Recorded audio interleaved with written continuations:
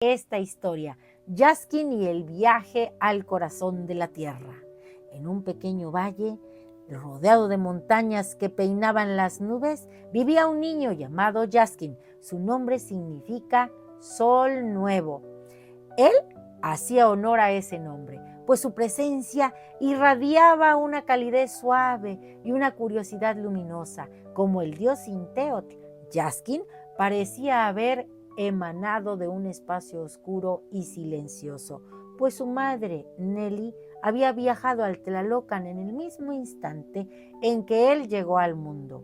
Criado por sus abuelos, creció fuerte y noble, alimentado con atoles de maíz, endulzados con guayaba, perfumados con pericón y zacate limón, bebidas que su abuela preparaba con el amor que guardaba para su hija ausente. Jaskin no creció solo.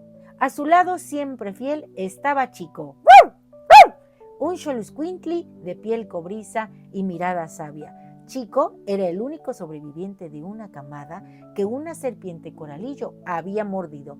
Lejos de morir, el cachorro pareció absorber el poder regenerativo del veneno, creciendo con un vigor que asombraba a todos en el pueblo. Decían que la serpiente le había otorgado el don de la inmortalidad.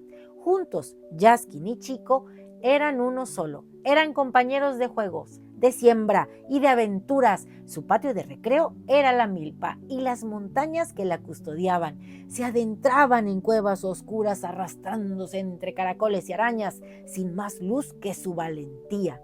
En esas exploraciones, Jaskin encontraba tesoros, pequeñas caritas sonrientes de barro, figurillas de mujeres con tocados intrincados y animales del monte. Con estas piezas antiguas inventaba historias para Chico, quien escuchaba atento y respondía con ladridos que parecían afirmar o corregir el rumbo del relato. Jaskin era un aprendiz de la tierra. Llenaba un cuaderno con dibujos de plantas y anotaciones sobre sus propiedades, un conocimiento que a veces le costaba un dolor en la panza por su ímpetu de probarlo todo. Pero su mayor placer era recostarse con Chico entre los heliotropos, cerrando los ojos para aspirar su dulce aroma a vainilla, un perfume que, según su abuela, era el aliento de los ancestros. Un día, mientras seguía el rastro de un armadillo, Jaskin removió una piedra y ¡tim! Sintió ¡ay! Un pinchazo de fuego en su mano. Un alacrán rojo, guardián de la tierra, había clavado su aguijón. El mundo se desvaneció en un torbellino de colores y cayó en un sueño profundo. Fue Chico quien, con sus ladridos desesperados, guió a la abuela hasta el niño inmóvil, mientras la abuela cuidaba su cuerpo cantándole, acariciando su frente con paños húmedos y pidiéndole al universo que su nieta encontrara el camino de vuelta. El espíritu de Jaskin, acompañado por su inseparable Chico, emprendió un viaje inevitable, el descenso al Mictlán. Juntos cruzaron el río de las aguas turbulentas, sintieron el abrazo de los que ya se habían ido, esquivaron las montañas de obsidiana que chocaban entre sí.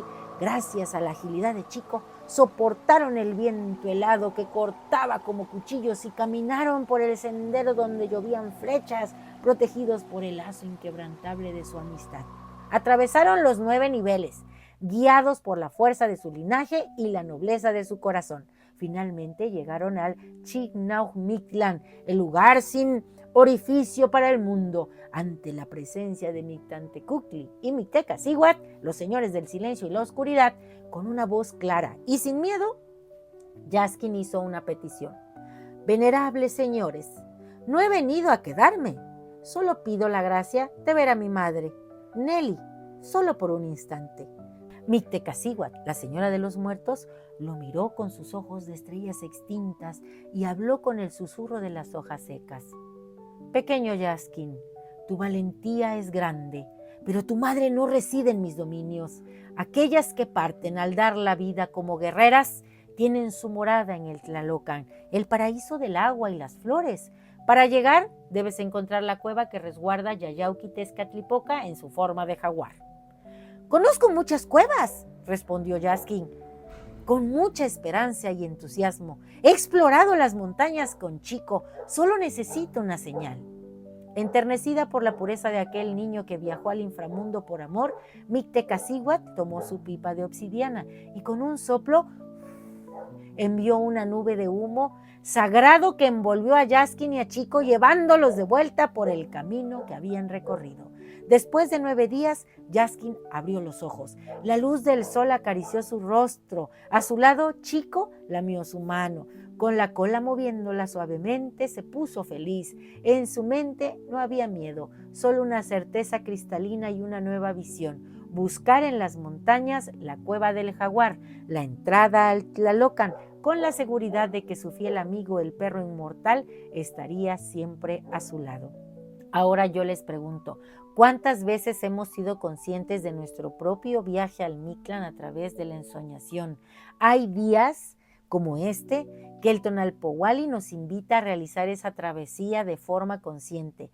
Despertamos sabiendo que no estamos solos, que la vida nos acerca a amigos, compañeros de camino, para descubrir lo divino que nos habita. A Quetzalcóatl lo acompañó Xolotl.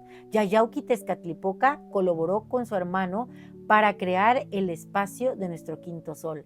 En náhuatl, amigo se dice Noyoligni, hermano de corazón.